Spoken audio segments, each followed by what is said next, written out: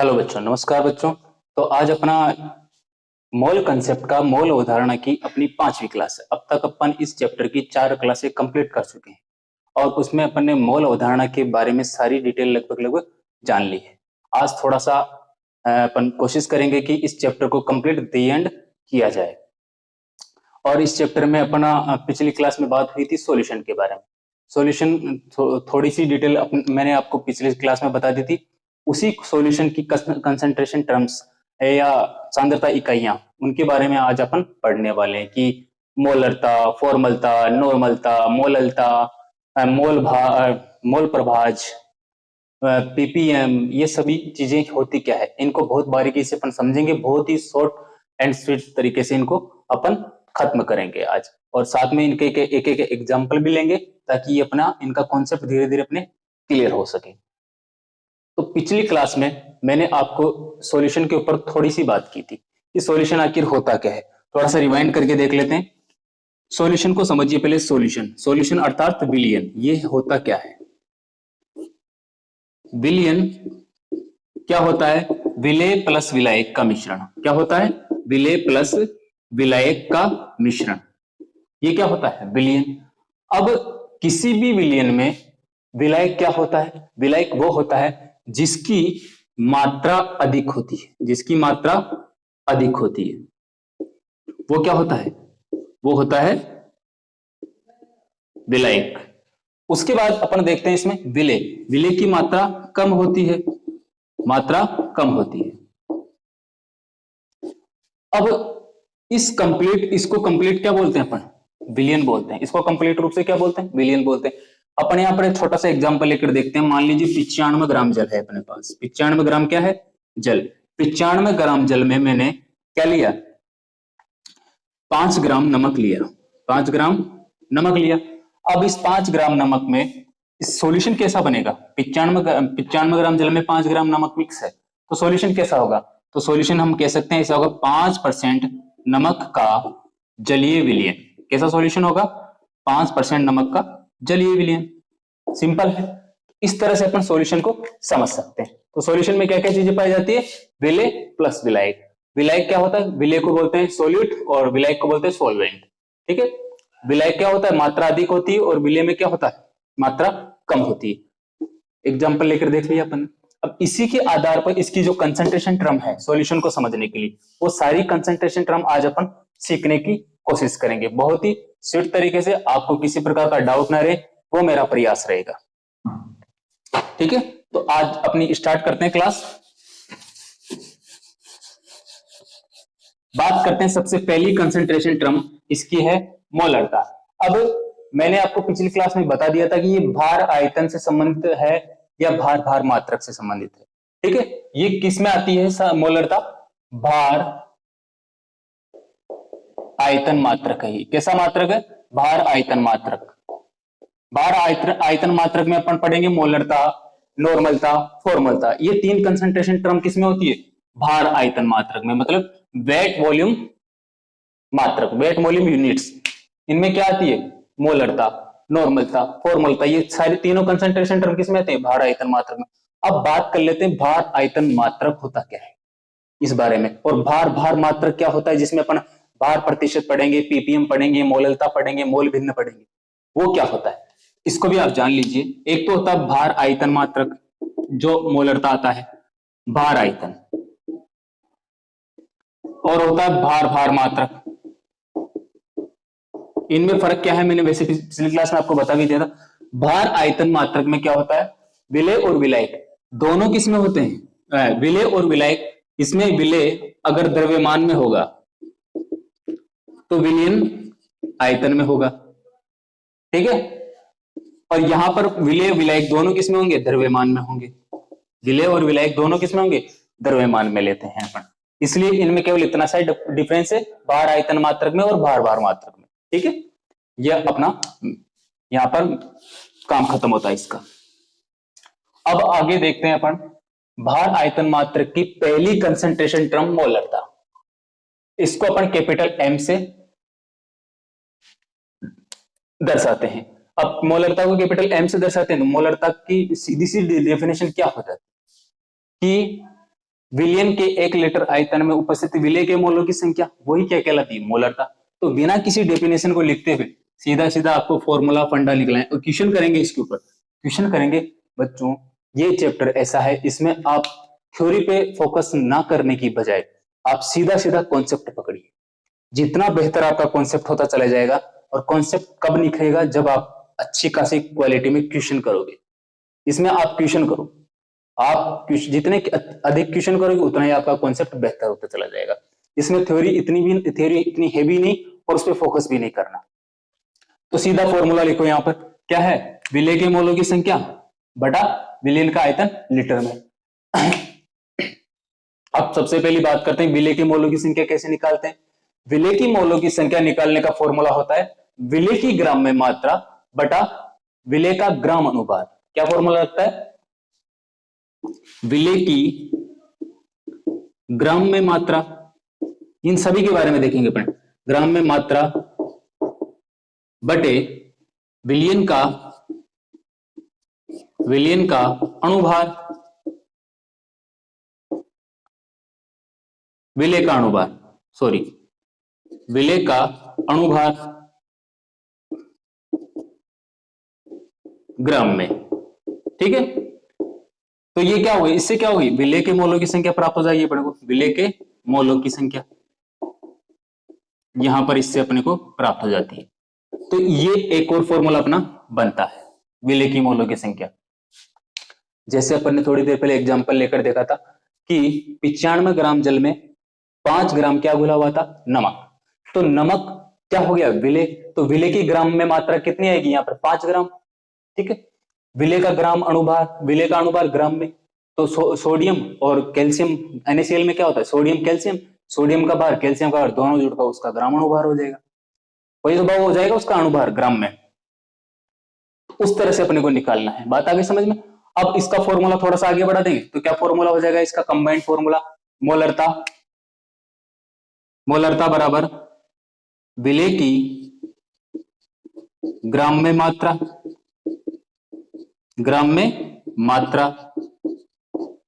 बटे क्या हुआ, विलय का अणुभार। आप नोटबुक लेकर बैठिएगा और इनको साथ के साथ उतार भी लीजिएगा। ठीक है, और विलयन का आयतन लीटर में, विलयन का आयतन क्या हो जाएगा, लीटर में। ठीक है, तो ये अपने पास एक इसका क्वेश्चन करने के लिए एग्जैक्ट फॉर्मूला तैयार होता है। विलयन का आयतन लीटर में है ना, आयतन लीटर में। अपने पास ये एक कंप्लीट फॉर्मूला किसका हो गया, मोलरता ज्ञात करने। भाई अपने को ये पता है विलय की ग्राम में मात्रा अपन निकाल ही सकते हैं, क्योंकि वो क्वेश्चन में अपने को देगा कि किसी विलायक में कितनी मात्रा किसी पदार्थ की घुली हुई है। बात करता फिर वो अगर अपने को मोलों की संख्या नहीं देगा तो मोलों की संख्या निकाल सकते हैं अपन आसानी से। विलय की ग्राम में मात्रा कितनी दी हुई है, विलय का अणुभार अपन ज्ञात कर सकते हैं आसानी से। ठीक है, जैसे कि H2O का अणुभार कितना होता है ग्राम में, H2 में हाइड्रोजन 2, हाइड्रोजन का 1 होता है भार, तो 2 हाइड्रोजन के 2 हो गए।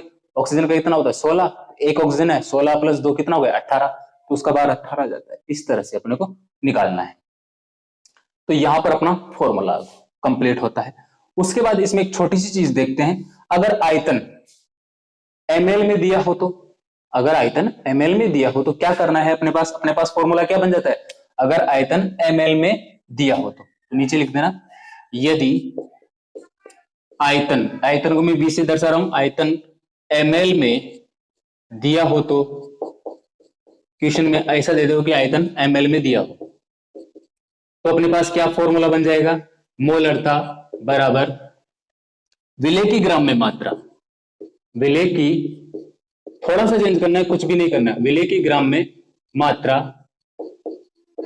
इंटू 1000 कर देना। बाकी फॉर्मूला ऐसा कैसा जगह, विलय का अणुभार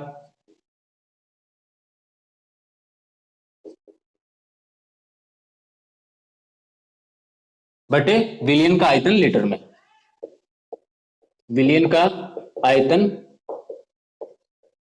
लीटर में। ये अपने पास कब, ये फॉर्मूला कब लगाएंगे अपन, जब किसमें दिया हो, आयतन ml में दिया हो, मिलीलीटर में दिया हो, तब अपने को क्या करना है, 1000 से गुणा कर देना है, क्योंकि 1 लीटर में कितना ml होता है, 1000 ml होता है। इधर साइड में किधर खोपचे में लिख लो कि 1 लीटर बराबर 1000 ml होता है। क्या होता है, 1 लीटर बराबर 1000 ml। तो उस तरह से अपन कंप्लीट, ये अपने को नॉर्मल था। इसमें आपको 4-4 फॉर्मूले देखकर ये नहीं सोचना कि 4-4 फॉर्मूले है ना, आपको केवल एक फॉर्मूले पे फोकस करना है, सिर्फ इस पे कर लो बस। विले की ग्राम में मात्रा, विले का अनुभार, विले का आयतन लीटर में, ml में दिया हो तो 1000 से गुणा कर देना, क्योंकि इतना पता है अपने को 1 लीटर में 1000 ml होता है। बस इतना सा ध्यान रखना, बाकी आपका ये कंप्लीट होता है। तो करो इस पे क्वेश्चन। पहले आप इसको ऐसा कैसा उतार लो, वीडियो पॉज करके लिए आप उतार लेना। और मैं आपको एक और चीज बताना चाहता हूं, अगर वीडियो में आपकी क्वालिटी ठीक नहीं आती तो वीडियो में किसी मोबाइल में क्या होता है, उसकी क्वालिटी घटी हुई होती है, तो ऑप्शन में जाना, वहां पर क्वालिटी वाली ऑप्शन में, और उसको HD में कर लेना, ठीक है, तब जाके आपकी क्वालिटी और बेहतर आ जाएगी। और मैं ये चाहता हूं कि आप वीडियो को ज्यादा से ज्यादा शेयर करें लोगों को, अपने दूसरे बच्चों को, फ्रेंड्स को वगैरह को, ताकि और बच्चे भी क्लास को देख सकें, ठीक है। तो क्वेश्चन इसमें करके देखते हैं कि अपन ने जो कुछ सीखा वो अपन अप्लाई कर सकते हैं क्या। क्वेश्चन लेकर देखो, क्वेश्चन लिखिए इसमें एक, यदि 1 लीटर विलियन में 20 ग्राम NaOH घुला हुआ है, इसको उतार लेना आप ऐसा कैसा है ना, यदि 1 लीटर विलियन में, क्वेश्चन आप खुद लिख लेना अपनी कॉपी में, उसको सॉल्व करने की कोशिश कीजिए इसी फॉर्मूले के आधार पर। क्या करना है आपको, इसी फॉर्मूले के आधार पर उस क्वेश्चन को सॉल्व करना है। क्वेश्चन लिखिए, यदि 1 लीटर विलियन में 20 ग्राम NaOH घुला है तो इस विलियन की मोलरता बताइए। क्या क्वेश्चन दिया है अपने को, यदि 1 लीटर विलियन, विलियन क्या है, 1 लीटर विलियन है, इसमें क्या घुला हुआ है, 20 ग्राम NaOH, 20 ग्राम NaOH घुला हुआ है, तो ज्ञात क्या करना है अपने को, तो विलियन की मोलरता अपने को कैपिटल M में लिखना, विलियन की मोलरता अपने को ज्ञात करनी है, सिंपल सी बात है। तो यहां पर देखो, विलियन क्या, 1 लीटर विलियन है अपने पास, उसमें क्या घुला है, 20 ग्राम NaOH घुला हुआ है, NaOH घुला हुआ है। तो फॉर्मूला क्या बनता है अपने पास कि M बराबर विले की ग्राम में मात्रा, यही बनता है, विले की ग्राम में मात्रा कितनी दी हुई है, 20 ग्राम, ठीक है, और विले का अनुभार, विले का अनुभार वो भी ग्राम में लिखना है, और विलियन का आयतन लीटर में, विलियन का आयतन लीटर में। यही इतना ही करना था अपने को, फॉर्मूले में मान रखो, क्या हो जाएगा, 1 लीटर विलियन है, 20 ग्राम क्या दिया है अपने पास, NaOH, 20 ग्राम NaOH। अब यहां पर दिया हुआ है NaOH, ठीक है, तो सबसे पहले अपने को क्या निकालने, 20 ग्राम NaOH, इसका अणुभार देखो, अणुभार कितना होता है, सोडियम का, और सोडियम का होता है 23, ऑक्सीजन का होता है 16, और हाइड्रोजन का होता है 1, तो 16 और 1 17, 17 और 23 कितना हो गया, 40। तो अणुभार कितना आ गया इसका, भाई अणुभार निकालने की कोई दिक्कत नहीं है, आप इनको भाई, इनको सर हम याद कैसे रखें, याद ही जैसे जैसे क्वेश्चन करते चलेंगे आपको धीरे धीरे याद होने लगे। जैसे आपको पता चल गया सोडियम को 23 होता है, ऑक्सीजन का 16 होता है, हाइड्रोजन का 1 होता है, वैसे ही क्वेश्चन आते रहेंगे, धीरे धीरे आपके लपेटे में आते रहेंगे, ऐसा कुछ इसमें टेंशन नहीं लेना। और ये क्या हो गया, 1 लीटर क्या हो गया यहाँ पर, विलियन। तो बस क्या करना है, सिंपल तरीके से इसको हल ही करना है, और क्या करना है, तो क्या हो गया, ये कट गया, इसको कितना हो गया, 1/20, तो मोलरता का मान कितना आ गया यहाँ पर, M/2, तो 0.5, 0.5 क्या आ गया अपने पास, मोलरता का मान आ गया, सिंपल सी बात है। अब ये अपने पास सीधा सीधा तरीके से क्या आ गया, मोलरता की वैल्यू आ गई, कुछ नहीं किया अपन ने, 1/20, तो 1/20, 20 में 1 में 20 का भाग लगाए तो 0.5 आता है, तो ठीक है, मोलरता का मान कितना गया, 0.5। अब यहां पर एक छोटा सा लॉजिक सिखाता हूं आपको, यहां पर अपन ने क्या प्राप्त कर ली, मोलरता प्राप्त कर ली। अब इस मोलरता से क्या अपन सांद्रता को निकाल सकते हैं, विलेय की सांद्रता। भाई सांद्रता कितनी है, बिल्कुल निकाल सकते हैं। मान लीजिए किसी क्वेश्चन में आपको सीधा मोलरता दी हुई है और पूछ रहा है विलेय की सांद्रता बताइए कि कितनी सांद्रता है, तो बिल्कुल ऊपर लिखा आराम से निकाल सकते हैं, बहुत ही सिंपल तरीके से। तो यहां पर एक छोटा सा नोट लगा के आप लिख देना विलेय की सांद्रता। इसी क्वेश्चन में देख लेते अपन विलेय की सांद्रता। ग्राम प्रति लीटर में निकालने का फॉर्मूला क्या बन जाता है अपने पास, मोलरता इंटू अणुभार, मोलरता इंटू अणुभार, ये इसका एक फॉर्मूला बनता है। सिंपल सी बात है, तो अपन ट्राई करके देखें। इसी क्वेश्चन में देखिए विलेय की सांद्रता ग्राम प्रति लीटर में, सांद्रता क्या होगी, विलेय की ग्राम में मात्रा ही उसकी सांद्रता होगी। तो यहां पर सांद्रता कितनी थी, कितनी थी सांद्रता, 20 ग्राम, कितनी थी 20 ग्राम। तो अपन इस फॉर्मूले के आधार पर चेक करके देख सकते हैं मोलरता का मान कितना प्राप्त हुआ अपन को, 0.5। अणुभार कितना है, कितना है अणुभार 40, तो 40 को 0.5 से गुणा करें तो अपने पास 20 ग्राम आता है, बिल्कुल आता है। पता चल गया कि आराम से अपन इसी बेस पे 0.5 इसी फॉर्मूले से अपन वापस क्या निकाल सकते हैं, सांद्रता भी निकाल सकते हैं।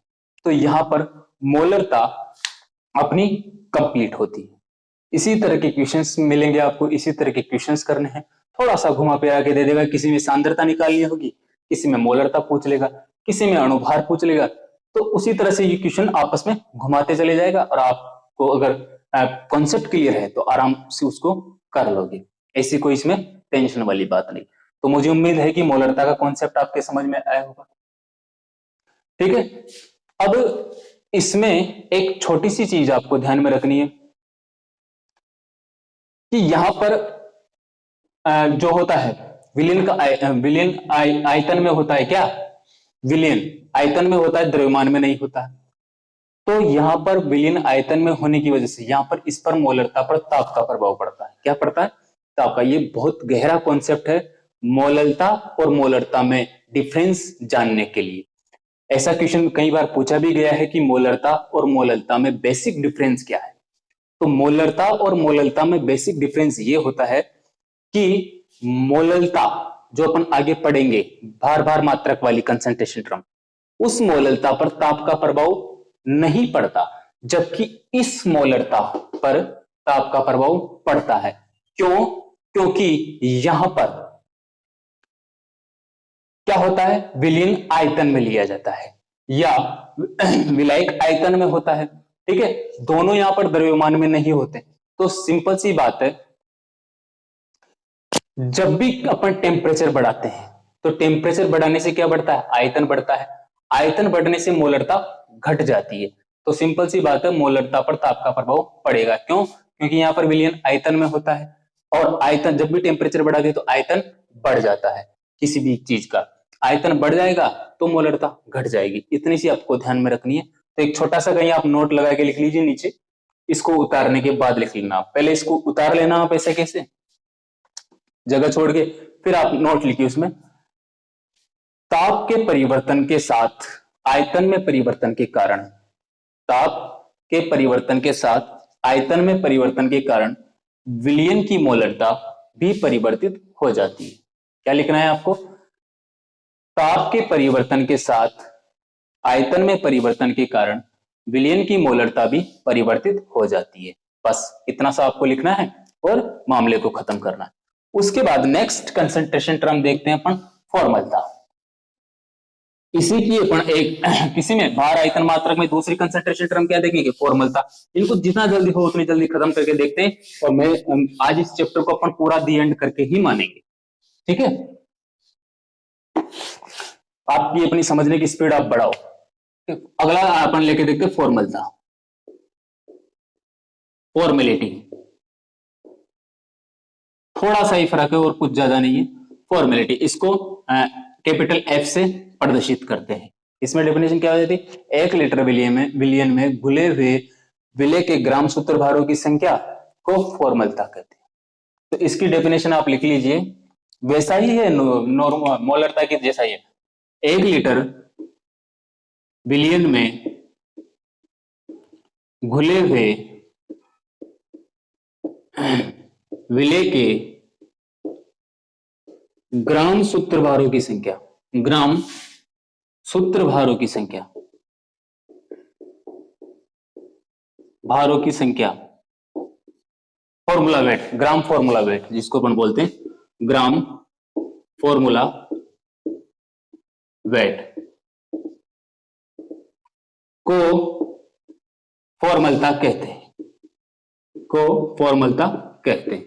बस सिंपल सी डेफिनेशन आपको ध्यान में रखनी है। क्या कितना सा फर्क आया?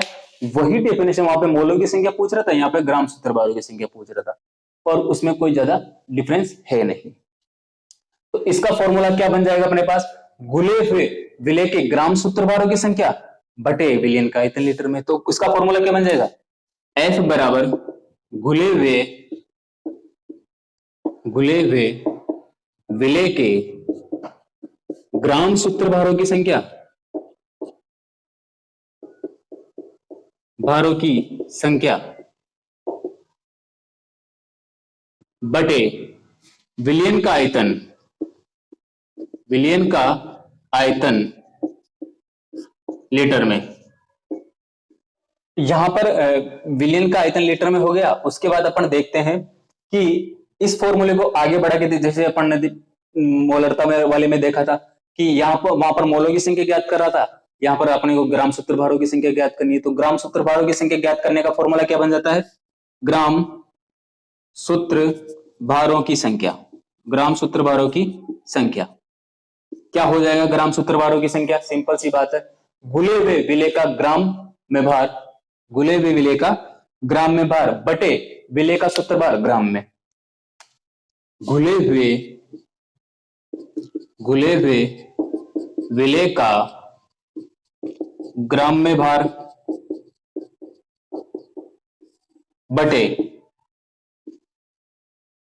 विलेय का सूत्रभार ग्राम में। देखो यहां पर सूत्रभार में आप इतना कंफ्यूज नहीं होना। सूत्रभार बेसिकली है अणुभारी, उसी की बात कर रहा है। तो फिर सर इसमें बेसिक डिफरेंस है क्या? इसमें छोटा सा डिफरेंस है।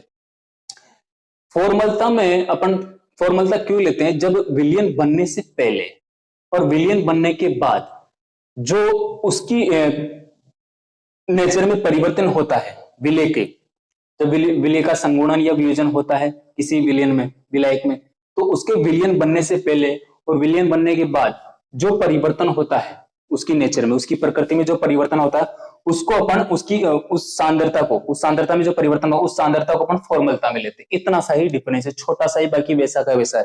आप इसमें कोई ज्यादा दिमाग एक्स्ट्रा लगाने की जरूरत नहीं है। तो अपने पास ये सिंपल सा फॉर्मलता का फॉर्मूला बनता है। सूत्रभार एक तरह से अणुभारी है। इस पे अपन क्वेश्चन लेकर देखते हैं, क्वेश्चन में सारे डाउट क्लियर हो जाएंगे। ठीक है, इसको आप ऐसा कैसा उतार लेना। ठीक, इसमें आपको ये समझे कि सर थ्योरी नहीं लिखवा रहे, बेटा इसमें थ्योरी की आवश्यकता है ही नहीं। आपको थ्योरी बिल्कुल भी जरूरत नहीं है, इसमें थ्योरी पर कोई प्रश्न नहीं बनता। और थ्योरी पे जो बनेगा मैंने आपको साथ के साथ में करवा रहा हूँ। जैसे टेम्परेचर के इफेक्ट पूछेगा, ताप का प्रभाव, तो ताप का प्रभाव के बारे में मैंने आपको छोटा सा नोट लिखवा दिया, उसी पे क्वेश्चन बन सकता है। बाकी क्वेश्चन कैलकुलेशन टाइप के आएंगे इसमें। ठीक है, और एक सेकंड, एक थोड़ा सा मिस्टेक हुआ है शायद। अभी अपन ने थोड़ी थी m/20 लिखा था ना, वो 20 नहीं होगा, 40/20 था ना, 20/40 इस तरह से था ना। अभी क्वेश्चन किया था अपन ने into 1 लीटर, तो ये 1/2 आ जाएगा इसमें, तो 0.5 इस तरह से आता है। मैंने 1/20 लिख दिया था ना, उसको सुधार लेना आप पिछले वाले क्वेश्चन में। तो इसमें एक क्वेश्चन लिखिए आप, इसको भी उतार लेना, और इसमें क्वेश्चन लिखकर इसको भी खत्म करते हैं अपन। क्वेश्चन लिखिए, बेंजोइक अम्ल, बेंजोइक अम्ल का फॉर्मूला भी लिख देना साथ में, C7H6 और O2। बेंजोइक अम्ल संगुणित होकर द्वितीयाणु के रूप में होते हैं। बेंजोइक अम्ल संगुणित होकर द्वितीयाणु के रूप में होते हैं। बेंजोइक अम्ल संगुणित होकर, मैं आपको लिखवाई देता हूं, बेंजोइक अम्ल C7H6O2 ये फॉर्मूला होता है। बेंजोइक अम्ल संगुणित होकर द्वितीयाणु के रूप में। द्वितीयाणु मतलब होता है डाइमर। द्वितीयाणु मतलब क्या होता है? डाइमर। डाइमर के रूप में होता है यदि 1 लीटर विलियन में बेंजोइक अम्ल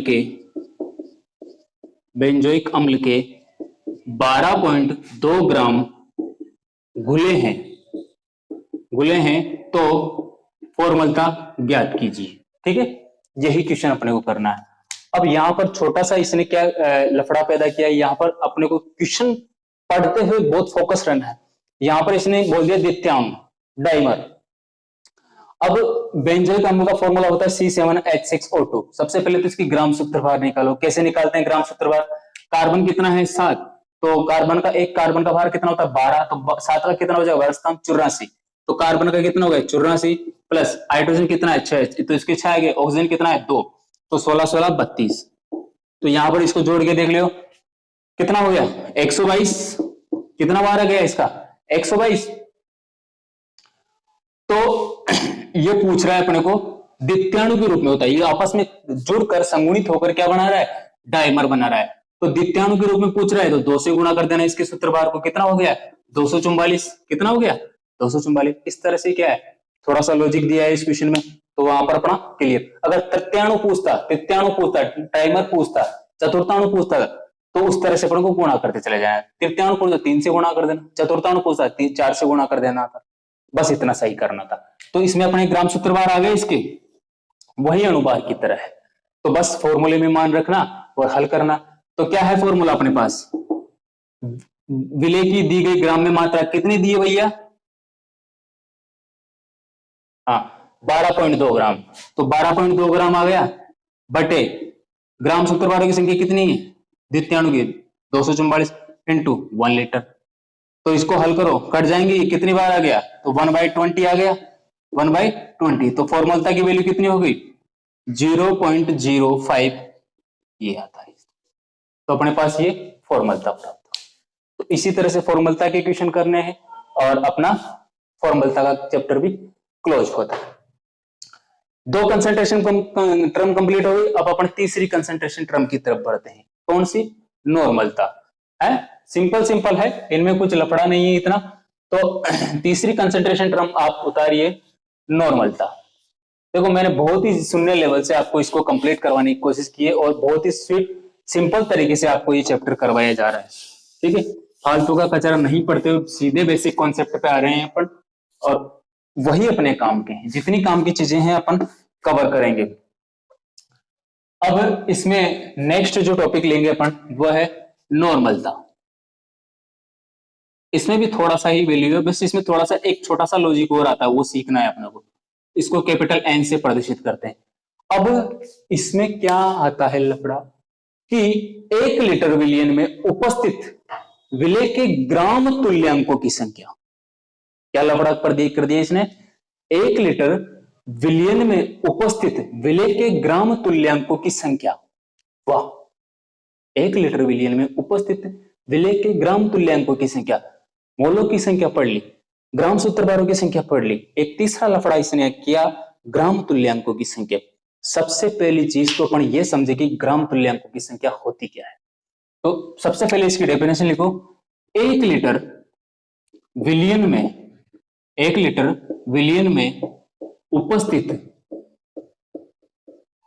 विलेय की ग्राम तुल्यांकों, इसको इंग्लिश में बोलते हैं ग्राम इक्विवेलेंट, ग्राम तुल्यांकों की संख्या को विलियन की नॉर्मलता कहते हैं। विलियन की नॉर्मलता कहते हैं। किससे प्रदर्शित करते हैं? कैपिटल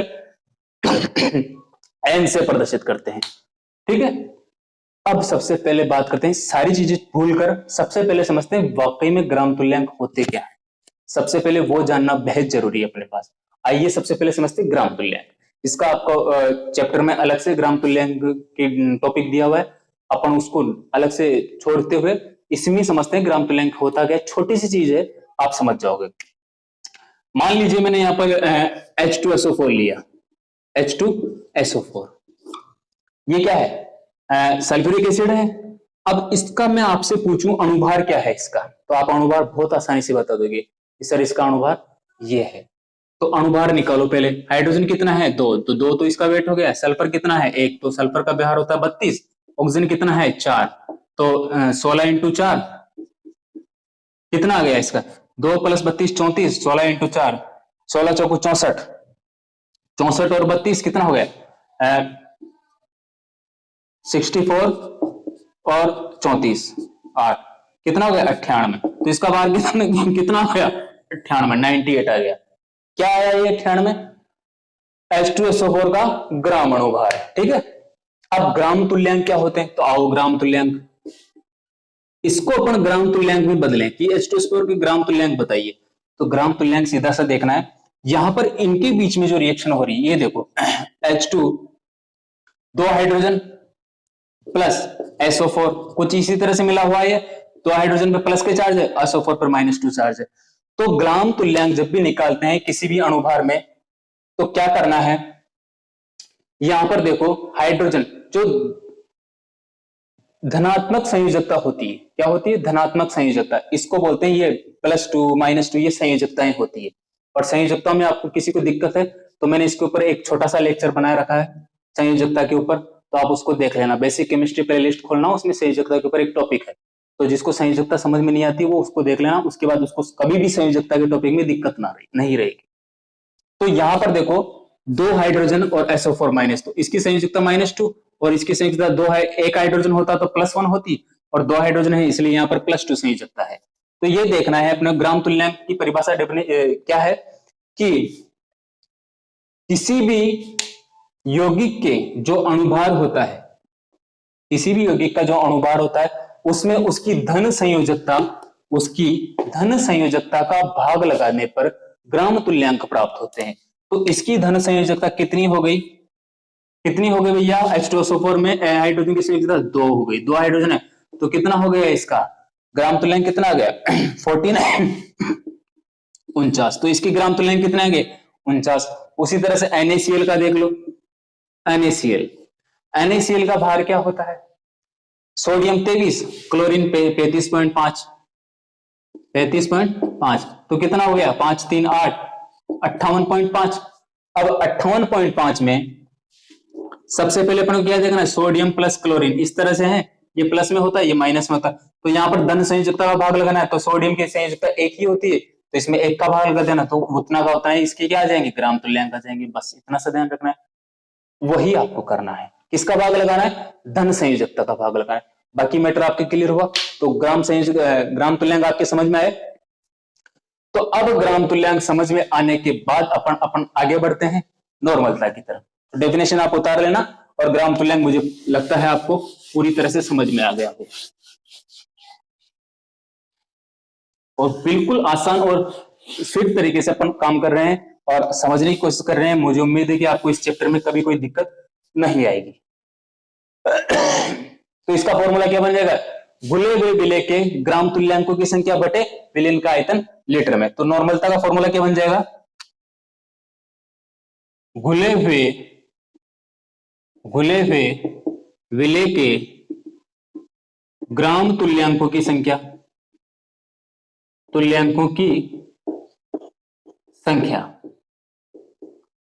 बटे विलयन का आयतन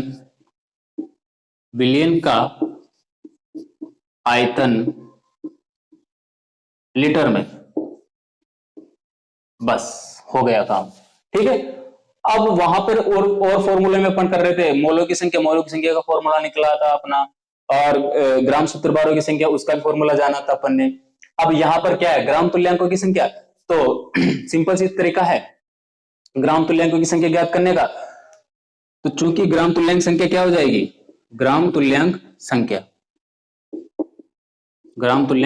संख्या, इसका फॉर्मूला क्या बन जाएगा अपने पास? सिंपल तरीके से देखा जाए तो विलेय की ग्राम में मात्रा बटे विलेय का ग्राम तुल्यांकी भार। क्या हो जाएगा? विलेय की ग्राम में मात्रा बटे विलेय के ग्राम तुल्यांकी भार।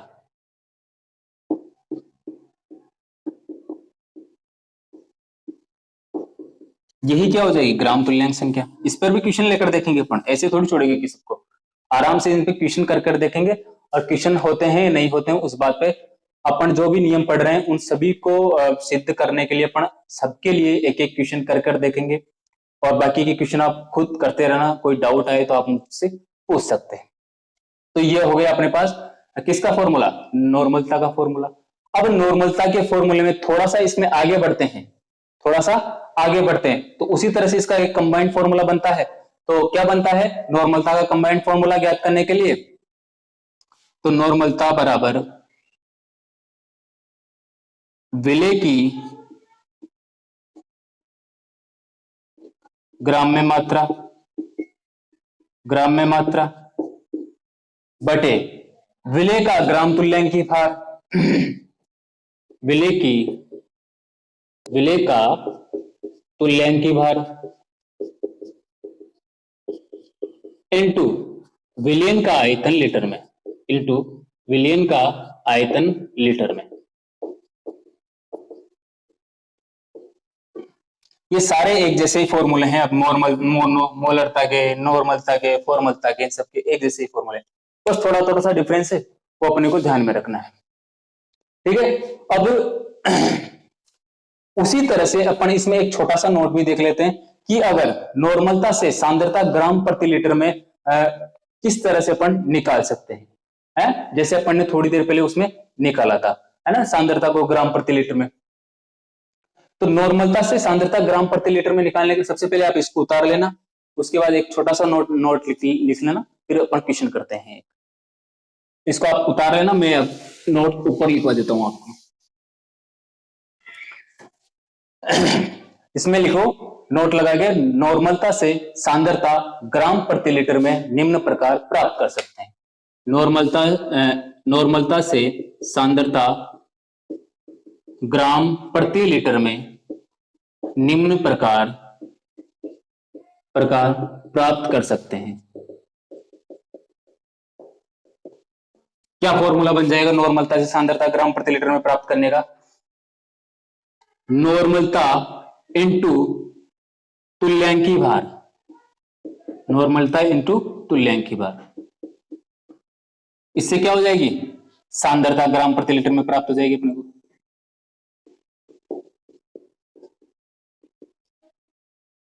बस यही फॉर्मूला, तुल्यांकी भार किसका, विलेय का तुल्यांकी भार, वही अपने को उससे गुणा कर देना, इससे अपने को क्या प्राप्त हो जाएगी, सांद्रता ग्राम प्रति लीटर। अब इस पे क्वेश्चन करके देखते हैं और इसको खत्म करने की कोशिश करते हैं। तो मुझे उम्मीद है कि आपको ये चैप्टर समझ में आ रहा होगा, और इतनी उम्मीद है कि बहुत अच्छे तरीके से समझ में आ रहा होगा। ये चैप्टर थोड़ा सा लगता ही टफ है, बाकी इसमें अगर एक बार आपको अच्छी तरह से क्वेश्चन समझ में आने लग गए तो इसमें बहुत अच्छा आनंद आता है, इसको क्वेश्चन करने में, इसको समझने में। इसमें बहुत अच्छे अच्छे कॉन्सेप्ट भी मिलते हैं अपने को, ठीक है, सीखने के लिए बहुत कुछ है। और केमिस्ट्री को लगभग अच्छी तरह से सिखाने की कोशिश करता है ये चैप्टर। तो क्वेश्चन लिखिए आप इसमें, एक 5.3 ग्राम सोडियम कार्बोनेट 1 लीटर विलयन में, 1 लीटर जलीय विलयन में 5.3 ग्राम सोडियम कार्बोनेट 1 लीटर जलीय विलयन में घुला है, तो इसकी नॉर्मलता क्या होगी। क्या क्वेश्चन है, 5.3 gram sodium carbonate, 5.3 gram sodium carbonate, 3 ग्राम क्या है, सोडियम कार्बोनेट, Na2CO3, यही है सोडियम कार्बोनेट।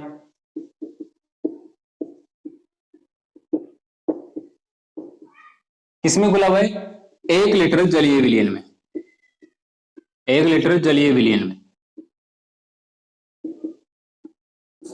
अब इसमें अपने को क्या ज्ञात करनी है, विलयन की नॉर्मलता ज्ञात करनी है। नॉर्मलता अपने को यहां पर ज्ञात करनी, तो अपन सिंपल तरीके से ज्ञात करें, वही फॉर्मूला लगाएं और फॉर्मूले के हिसाब से अपन ज्ञात करें। तो इस विलयन की नॉर्मलता क्या होगी, उसी तरह से अपने को ज्ञात करना है, विलयन की ग्राम में मात्रा बटे उसके तुल्यांकी भार इनटू विलयन का आयतन लीटर में, यही अपने को करना था। तो सबसे पहले तुल्यांकी भार निकालिए इसका, सबसे पहले तो ये देखो इसका अणुभार क्या होता है, अणुभार क्या होता है। तो यहाँ पर सोडियम 23 23 46 2 आ गए, ठीक है।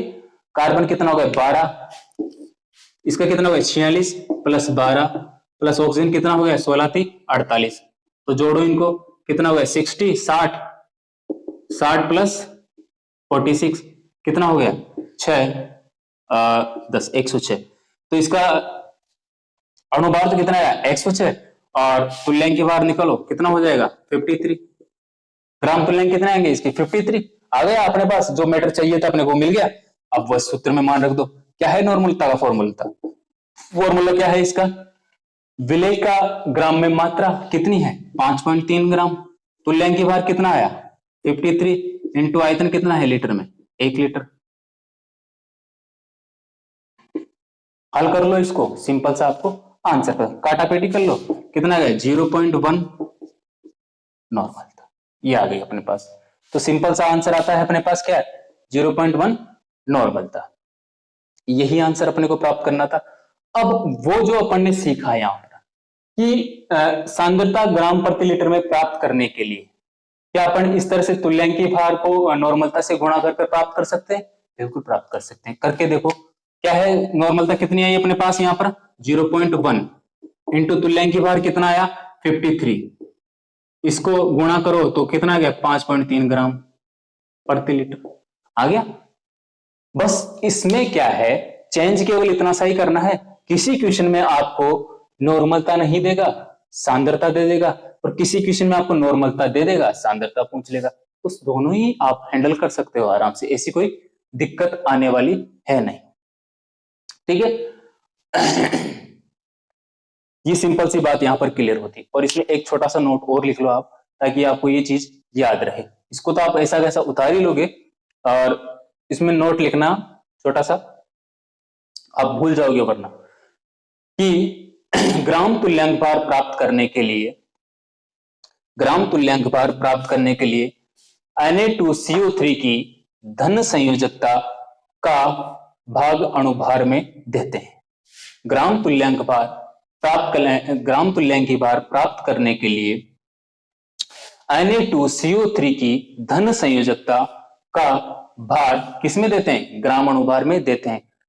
धन संयोजकता आप समझ गए होंगे, धन संयोजकता H2SO4 का एग्जांपल लेकर देखा था अपन, इसी में क्या हो जाएगा सोडियम प्लस में होता है और CO3 -2, तो यहाँ पर सोडियम कितना है 2, तो प्लस के 2 हो जाएंगे। तो उसी तरह से इसको क्या है धन संयोजकता किसकी भाग देना है, धन संयोजकता पॉजिटिव वैलेंसी का भाग देना है। बात आ गई समझ, तो यहाँ पर अपना ये भी कंप्लीट होता है, नॉर्मलता भी कंप्लीट होती है।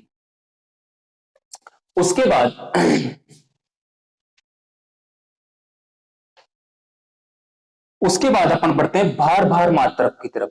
क्या किसकी तरफ बढ़ते हैं, भार भार मात्रकों की तरफ। उसके बाद अपन देखेंगे भार भार मात्रक, ठीक है। थोड़ी क्लास लंबी हो गई आपको समझाने के हिसाब से, इतना तो बनता भी है। तो अपना भार आयतन मात्रक की जितनी कंसंट्रेशन टर्म थी वो तीनों की तीनों कंप्लीट कर ली अपन ने, और लगभग अपन ने इसको समझ भी लिया अच्छे से, ठीक है। तो मुझे नहीं लगता कि आपको इन तीनों कंसंट्रेशन टर्म में किसी प्रकार की कोई दिक्कत फ्यूचर में भी आने वाली, कभी नहीं आएगी। आपको सिर्फ इतना करना है कि आपको इसके क्वेश्चंस, आपके जितने जो भी बुक है आपके पास, उसमें से आपको क्वेश्चंस करने होते हैं नहीं होते हैं। आपको नहीं हो रहा है तो मुझे आप कमेंट में बताइए, कोई भी क्वेश्चन आप मुझसे पूछ सकते हैं, किसी भी बुक का क्वेश्चन पूछिए, मैं आपको कमेंट में रिप्लाई कर दूंगा। किसी प्रकार का कोई डाउट बच रहा है अब भी तो आप कमेंट में डिस्कस कर सकते हैं। तो आज अपन ने एक तरह से भार आयतन मात्रक वाली तीनों कंसंट्रेशन टर्म कंप्लीट कर ली। उसके बाद अपन भार भार मात्रक वाली जो 4 कंसंट्रेशन टर्म बचती है, कौन कौन सी, मोललता, भार प्रतिशतता, मोल भिन्न, पीपीएम, इसके बारे में अपन नेक्स्ट क्लास में अच्छे से चर्चा करेंगे, क्योंकि वो भी थोड़ा सा लॉजिकल है, इसलिए टाइम तो देना बनता है। तो कोई दिक्कत नहीं, एक क्लास एक्स्ट्रा और हो जाएगी, मगर अपन बहुत ही आसानी से और सिंपल तरीके से इसको समझने की कोशिश करेंगे। पर कोई जल्दी नहीं है, आराम से सीखेंगे, बस आपका कॉन्सेप्ट क्लियर होना चाहिए। तो ठीक है, तो आज की क्लास में बस इतना ही, मिलते हैं नेक्स्ट क्लास में। आप क्वेश्चन की प्रैक्टिस करते रहिए, और वीडियो अच्छा लगे कि आपके लिए कुछ अच्छा बनाया है तो आप वीडियो को लाइक कर देना, कमेंट करके बताना कैसा लगा, और चैनल को सब्सक्राइब कर देना, और अपने दोस्तों को भी शेयर कीजिए ताकि वो भी अपन पूरी केमिस्ट्री ऑनलाइन पढ़ेंगे 11th की, ठीक है।